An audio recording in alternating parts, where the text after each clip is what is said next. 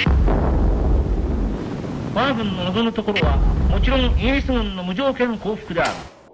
the 15th of February, 1940, The government told everybody, hey, we have surrendered.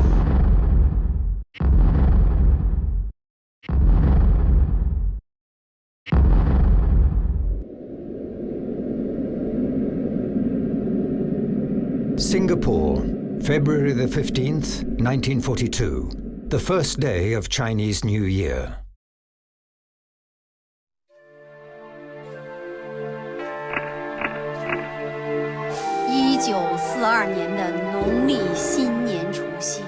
It should have been a special occasion when families gathered to celebrate with a feast of rice, vegetables and meat.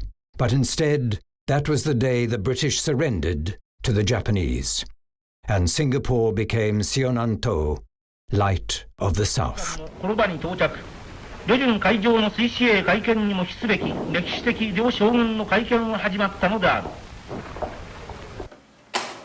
You heard it over the air. The news broadcast, Singapore has fallen. Sad broadcast made by the government and stuff. The governor told everybody, hey, we have surrendered. My mother cried when she heard it. We were very sad. And we just checked up on our stocks of food supplies, how long we could hold out like anything happened. So the Japanese occupation of Singapore, of course, was a conflict period in Singapore's history. It was a wartime context where the Japanese knew very well that if they controlled food of the people they had conquered, then they would be able to control people themselves. The Japanese set up the Military Administration Department, MAD, in the Fullerton building. The MAD controlled prices for necessities and announced them to the public through newspapers and notices around town. Food rationing was also introduced. 那个时候这个人民的米啊，每个人要通过分配的办法来领取，不是随便要买就有。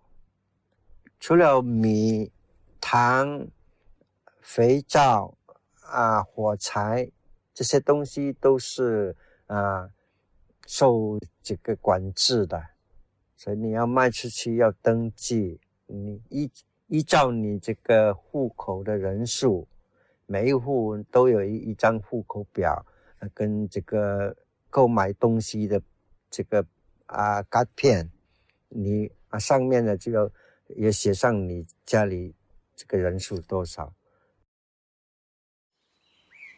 My name is Valerie Zehnder. I was not born in Singapore. I was born in a place called Labuan. And when I was hardly a year old, I came to Singapore. And I've been in Singapore all my life. I was about 6 years old, so I wasn't allowed in the kitchen. Sometimes the sirens would sound when you're eating. You know, the bombs would come. And so we had to carry our plates to the shelter and wait there till the planes flew over, the bombs stopped. During the Japanese time, I use the word Japanese time, not occupation. Maybe that's what we used to say, Japanese time. Sometimes the Japanese would announce like giving out of certain things, you know, extra salt or extra rice or extra something, and then we'd have to queue up. It would always be early in the morning. So Mom would get up in the morning, and Pat and myself would be woken up and told, get up, dress up quickly, and come with me. So she would take us to the place where they donated this food, and she made us sit there and keep a place for her because she had to go back and look after my baby brother. And then when she finished looking after my brother, she would come. And by that time, sometimes the things had been given out, so there was nothing left to us.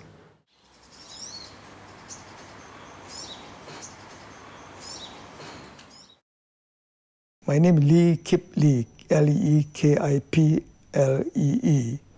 I was born in Singapore in 1922. When the war broke out, my mother, who had never done any cooking, was forced to go to the kitchen. And she made us sit there and keep a place for her because she had to go back and look after my baby brother. And then when she finished looking after my brother, she would come. And by that time, sometimes the things had been given out, so there was nothing left to us. My name is Lee Kip Lee, Leekiplee. I was born in Singapore in 1922. When the war broke out, my mother, who had never done any and make food for us.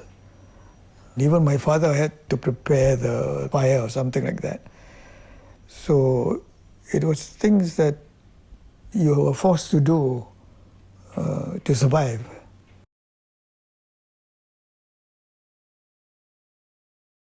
Under the new rulers, hunger was part of daily existence for the people of Sionan.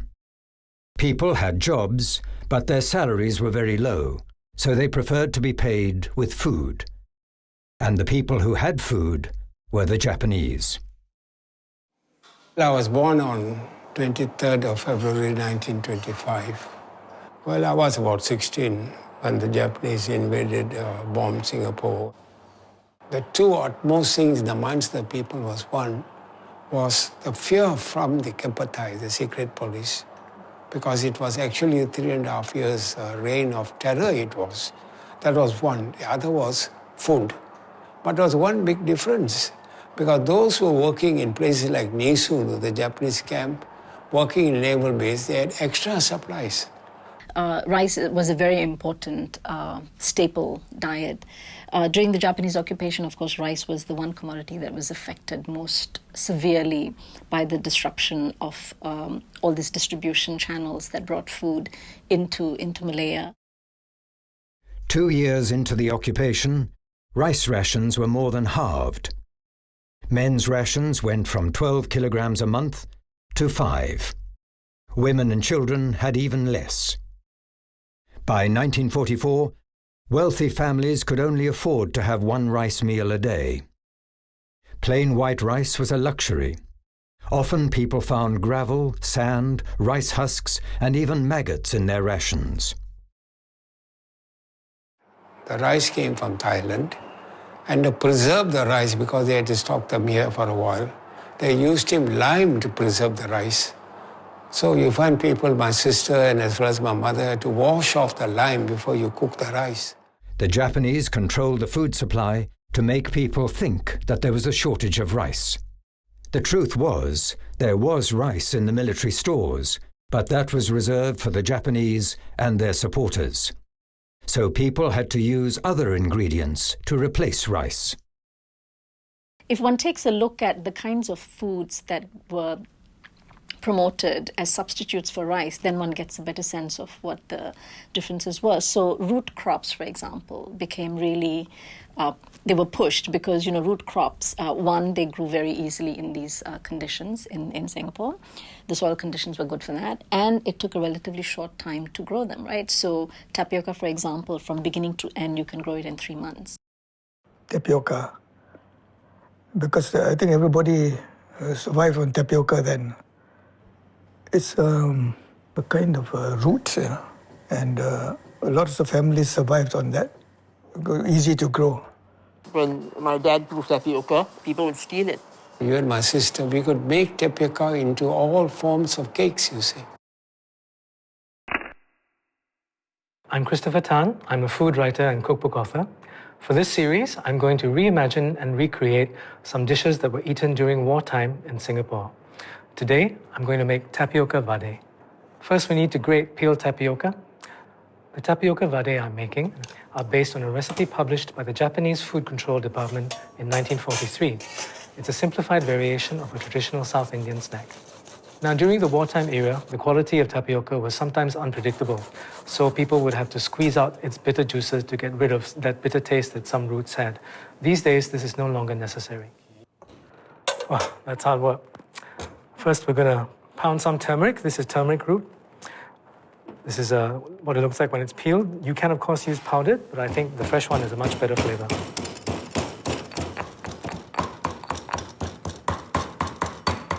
I'm just going to add a bit of salt to help it reduce to a nice fine paste. And you have to be careful of turmeric because it stains almost irrevocably. It's very good for skin, though, so you don't need to worry about it so much. Okay, next I'm going to chop some chilies up. A mix of red and green chilies adds color as well as spice to the vada. Chop these fairly finely, but not too fine. Now I'm going to slice some onion. I'm going to chop up some curry leaves. So now I'm going to mix all the ingredients into the grated tapioca.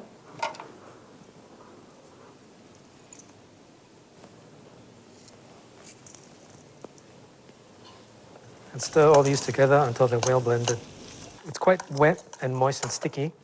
Depending on the quality of your tapioca, you may need to add a touch more tapioca flour just to help the mixture to bind. And we're also going to add some grated coconut.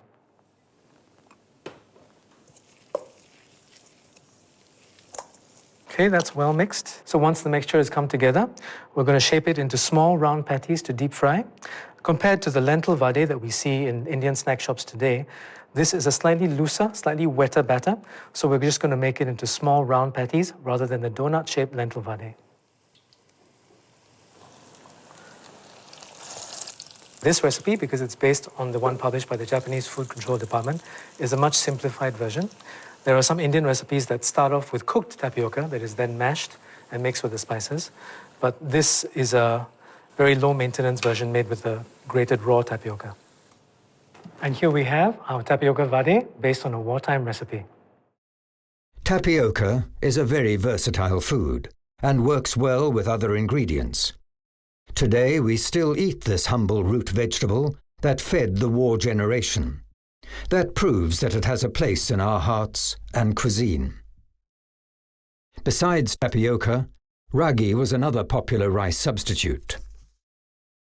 But because people started eating too much of tapioca, sweet potatoes, two dominant diseases people suffered from, both in Malaya and Singapore, were beriberi and scurvy, you see.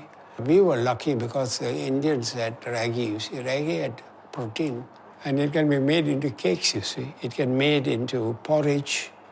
It could be made in any kind of thing. My mother used to do that for breakfast as well and sometimes for food. The conditions of food scarcity certainly inspire people to be creative. I mean, we all know that adversity produces all kinds of ingenuity, and that was certainly the case with the Japanese occupation. We would never imagine our women folk to us to go down to the level of selling cakes. And here they had to do it then, you see, to survive. I think I had just finished waiting in the queue for the food. I remember queuing up the food, and my mother had come to take my place, so I was to go home. Not very far, obviously. And then I must have been walking, and then a lady saw me, and she called me, and she said, "Are you hungry?" I said, "Yes." And she held out this biscuit to me. I said, "Would you like a biscuit?" I said, "Yes." You know, I took it. It was the first time I'd seen a Maori biscuit. And then she gave it to me. You know, whenever I see the Maori biscuit, I think about the time when it was given to me as a precious gift, precious food.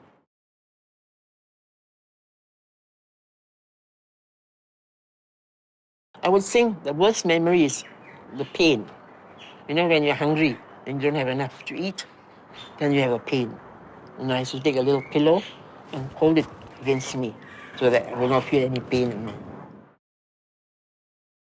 When you are living in a context of food abundance, right, this is not just a consumption-oriented society. It's a society that has not experienced scarcity in the way that people had experienced it during the Japanese occupation, right? So it's not part of the experience. It's not part of the memory.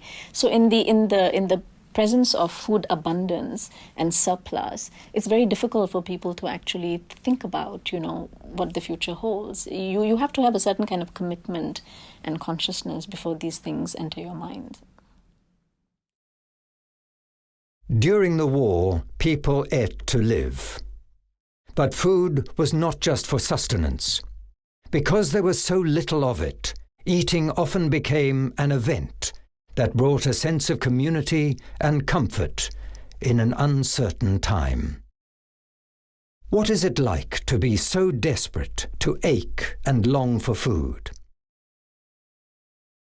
Today, we simply don't know what hunger is.